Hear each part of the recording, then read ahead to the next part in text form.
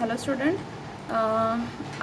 आज के video lecture में हम देखते हैं practical number 10 that is develop program for implementation of constructor and multiple constructor in class. ठीक है, सो हमने कंस्ट्रक्टर पढ़ा है, क्या होता है। ठीक है, it is one of the type of function having the same name of class. ठीक है, तो उसका क्लास का वो फंक्शन होता है, स्पेशल फंक्शन, उसको हम कंस्ट्रक्टर कहते हैं। और वो किस लिए यूज़ करते हैं हम, to initialise the object variable या फिर ऑब्जेक्ट वैल्यू या फिर ऑब्जेक्ट भी कह सकते हैं। ठीक है, उसके लिए हम कंस्ट्रक्टर को यूज़ करते हैं। तो लेट्स सी प्रोग्राम प्रैक्टिकल में देखते हैं हम कंस्ट्रक्टर कैसे बनाते हैं और उसको कैसे एग्जीक्यूट करते हैं।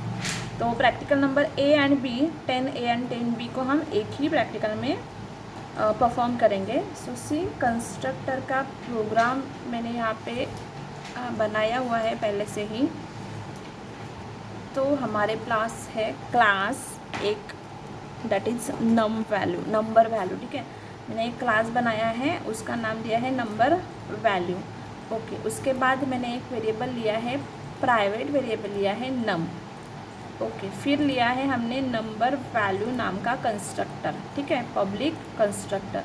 क्योंकि ये कंस्ट्रक्टर क्यों है, ये फंक्शन दिया है हमने, बट ये कंस्ट्रक्टर क्यों है, क्योंकि इसका नेम है सेम एज क्लास नेम। ठीक है, और ये किस टाइप का कंस्ट्रक्टर है, डिफ़ॉल्ट कंस्ट्रक्टर हम इसको कहेंगे, क्योंकि it doesn't have any parameter in it. ठीक है, यहाँ पे कुछ भी पैरामीटर हमने नहीं लिए हैं, तो इसका मतलब ये कौन सा कंस्ट्रक्टर है, which type of constructor it is a default constructor, right.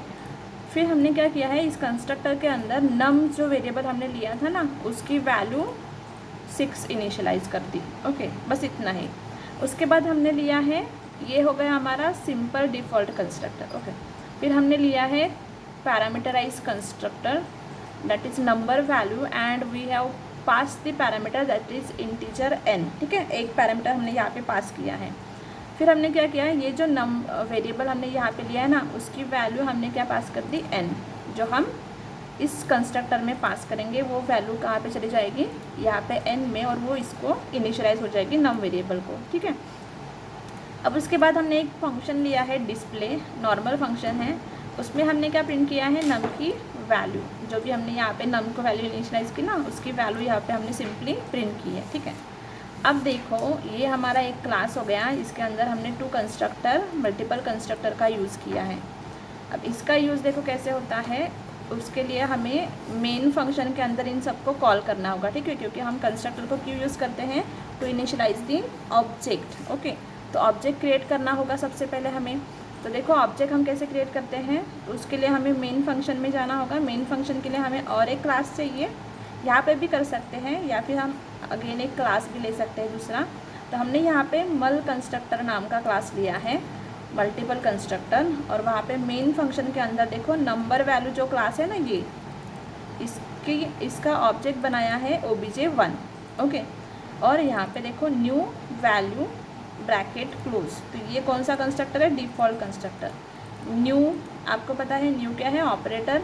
तो ये किस लिए हम यूज़ करते हैं, टू क्रिएट दी ऑब्जेक्ट। ठीक है, तो इसलिए हम न्यू ऑपरेटर लिया है।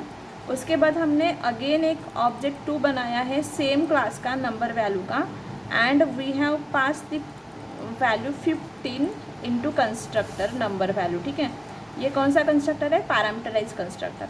मतलब जब हम ऑब्जेक्ट 1 बनाएंगे, तो ये जो डिफ़ॉल्ट कंस्ट्रक्टर है ना, ये नम वैल्यू, उसको कॉल करेंगे यहाँ पे।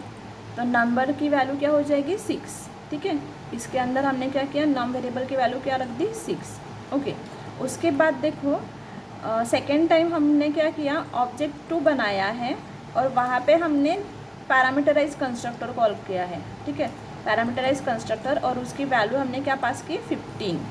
तो इसको कॉल करेंगे, जैसे ही ऑब्जेक्ट 2 बनाएंगे तो पैरामीटराइज कंस्ट्रक्टर कॉल होगा, तो हम जाएंगे सीधा यहाँ पे ये पैरामीटराइज कंस्ट्रक्टर के पास, और यहाँ पे ये जो 15 है ना, यहाँ पे स्टोर होगा n वेरिएबल में। ठीक है, n की वैल्यू हो जाएगी 15, एंड उसके बाद अंदर आने के बाद वो क्या करेगा, नम इक्वल्स टू n की वैल्यू क्या है, 15, तो नम की वैल्यू क्या हो जाएगी, 15। ठीक है, तो सिंपली उसको क्या कर रहा है, वो वैल्यू इनिशियलाइज कर रहा है, n की वैल्यू इनिशियलाइज कर रहा है नम वेरिएबल को। ओके, उसके बाद देखो हमने क्या किया, ऑब्जेक्ट 1 जो क्रिएट किया था उसका यूज़ करके हमने डिस्प्ले फंक्शन को कॉल किया। तो डिस्प्ले फंक्शन को इस कॉल किया तो ये जाएगा यहाँ पे, और यहाँ पे नम की वैल्यू क्या प्रिंट होगी 6, क्योंकि हमने ऑब्जेक्ट 1 में नंबर की वैल्यू यहाँ पे देखो क्या है 6, राइट। उसके बाद हमने ऑब्जेक्ट 2 का यूज़ करके डिस्प्ले को कॉल किया, तो ऑब्जेक्ट 2 के बाद डिस्प्ले जाएगा यहाँ पे, एंड यहाँ पे नम की वैल्यू क्या होगी n की वैल्यू क्या थी 15, यहाँ पे हमने पास किया है ना, तो ये 15 जाएगी नम। तो यहाँ पे डिस्प्ले अगर कॉल करें तो द नंबर इस क्या आ जाएगा 15। ऑब्जेक्ट 1 डॉट डिस्प्ले किया तो नम की वैल्यू क्या आ जाएगी 6, एंड ऑब्जेक्ट 2 डॉट डिस्प्ले किया तो नम की वैल्यू क्या आ जाएगी 15, ठीक है। जो हमने ऑब्जेक्ट 2 के वक्त कंस्ट्रक्टर को कॉल किया है ना, उससे जो वैल्यू पास की है वो, ठीक है। सो डिफरेंस आपको समझ में आ गया होगा। अब देखो इसको देखते हैं हम एग्जीक्यूट करके क्या आता है रिज़ल्ट। तो सबसे पहले मुझे करना है कंपाइल इस प्रोग्राम को, सॉरी मैंने इसको पहले कंपाइल नहीं किया, अभी करूँगी आपके सामने। तो जावा सी हमारे प्रोग्राम का नाम है मल कंस्ट्रक्टर डॉट जावा। ये हो गया कंपाइल हो गया, ठीक है।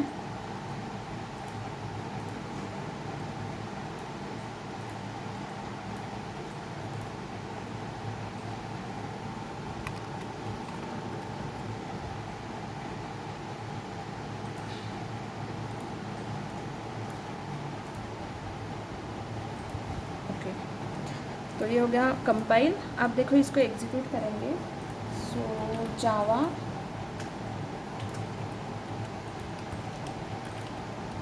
कंस्ट्रक्टर सी कैपिटल,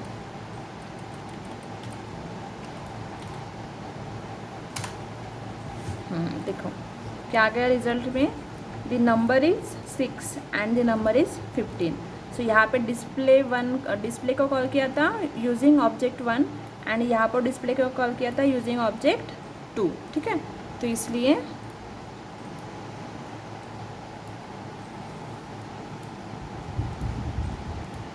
ये आ गया हमारा output. So this one is the practical number 10, ठीक है।